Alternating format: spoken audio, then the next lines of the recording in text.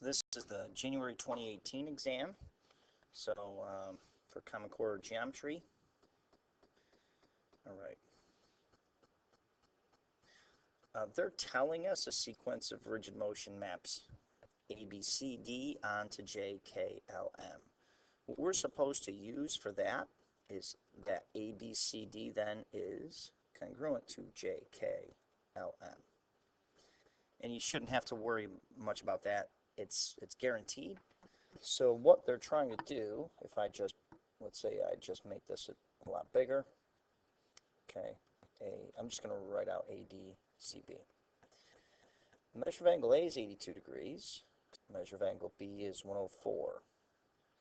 Measure of angle L, this is a little strange. Here's what they're doing to us. They're making us use corresponding angles in congruent figures are congruent. So if they give us L, it's really the same as giving us C. All right, so the measure of angle C is 121. That's essentially what we're saying. Now they give us, oh, they're asking for the measure of angle M, but that is corresponding to angle D. So go ahead and put that in there. What I would do in this problem is add up the ones we have and then subtract from 360. Okay, the sum of all interior angles for a four-sided figure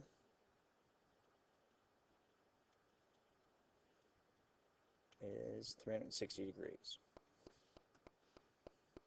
So I would just add up the ones I have,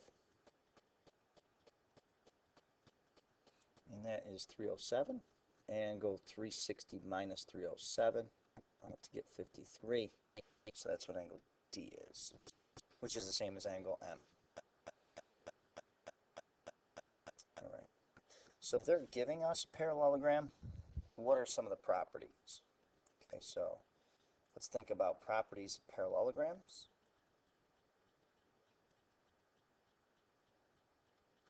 All right. HN is half of AD. Okay. So they're saying one diagonal has to be half of the other. That's not true. Which one's always true? This one's not. It does not have to be. It can be once in a while. All right, does AS have to be half of AD? That's perfect.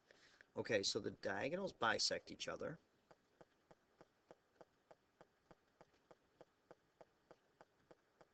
In a parallelogram, right? So those are the same.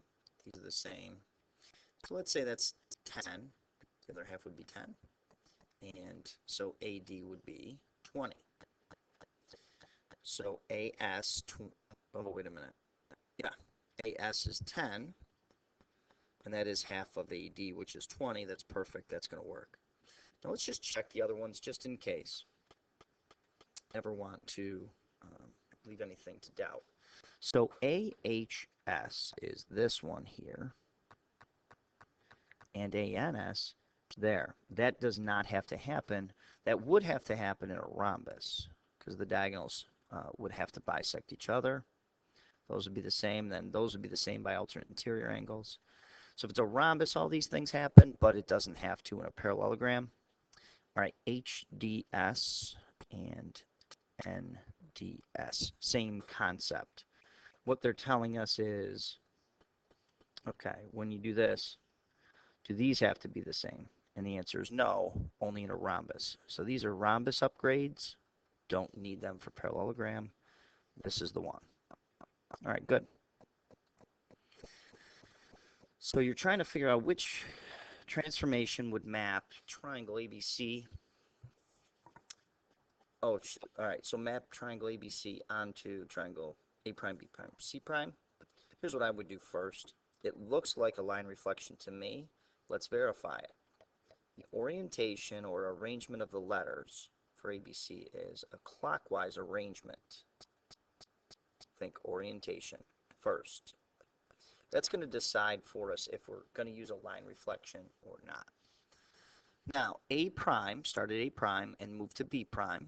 That is going counterclockwise, or arrangement of letters.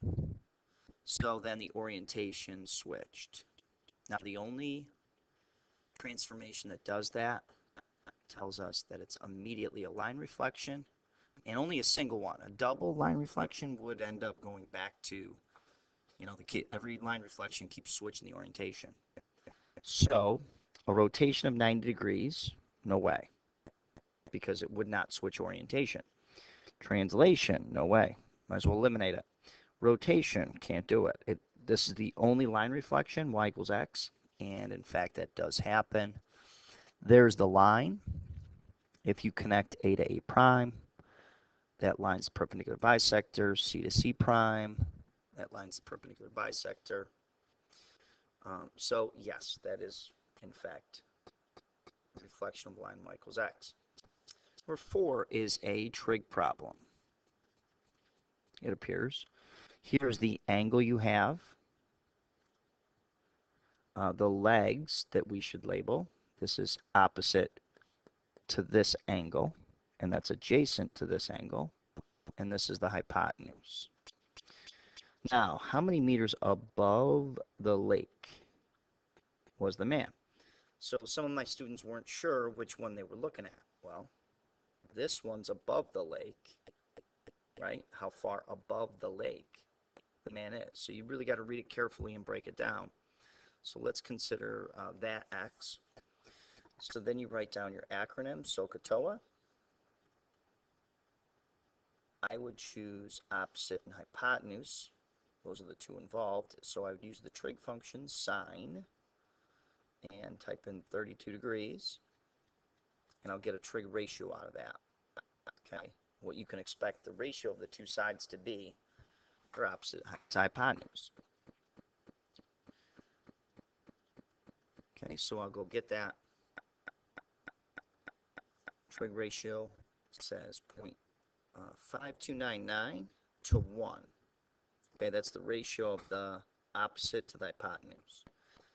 Opposite of this triangle, a similar triangle to one with 32 degrees in it, is going to be x over 129.5. So then we're going to cross multiply. So whatever that is times 129.5. And I'm getting 68.62.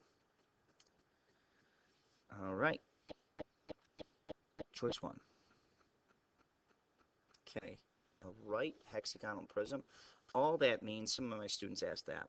When you say right hexagonal prism, basically one base to the other is perpendicular. It's not tipped. Basically what we're saying is these are all parallel and perpendicular to the bases. Okay, so all those are perpendicular. Let's see. When we work on a cross section, think cut the 3D shape and cut through the 3D shape in some way, right? And then open up that 3D shape, and whatever 2D shape was exposed is our cross section. It's a little tricky idea. Now, if you go perpendicular to the bases, you're cutting, right, straight down through. So I'm going to try to darken it in. If you can imagine quick that you would expose this figure right here as we cut straight through, perpendicular to the bases. And that shape, if you were to look at it, if you were to open up the pieces and look at it as a 2D shape, it is a rectangle. Okay. Last one for this video in this diagram. Okay, so it's a partition, a segment problem. 1 to 2 means I should split it into 3 equal parts. All right. So what do? I get the change in y, the change in x,